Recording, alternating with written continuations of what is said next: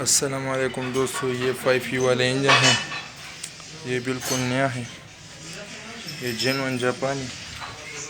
ये एग्जॉस्ट है, ये पावर ऑयल वाला।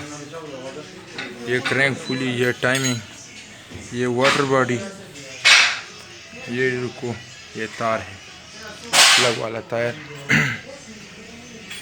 ये तार बॉडी एंगलेट है, ये इंजेक्टर, ये बिल्कुल ये 5E वाला है। 5E वाला इंजन, ये एग्जॉस्ट है, मुकम्मल इंजन।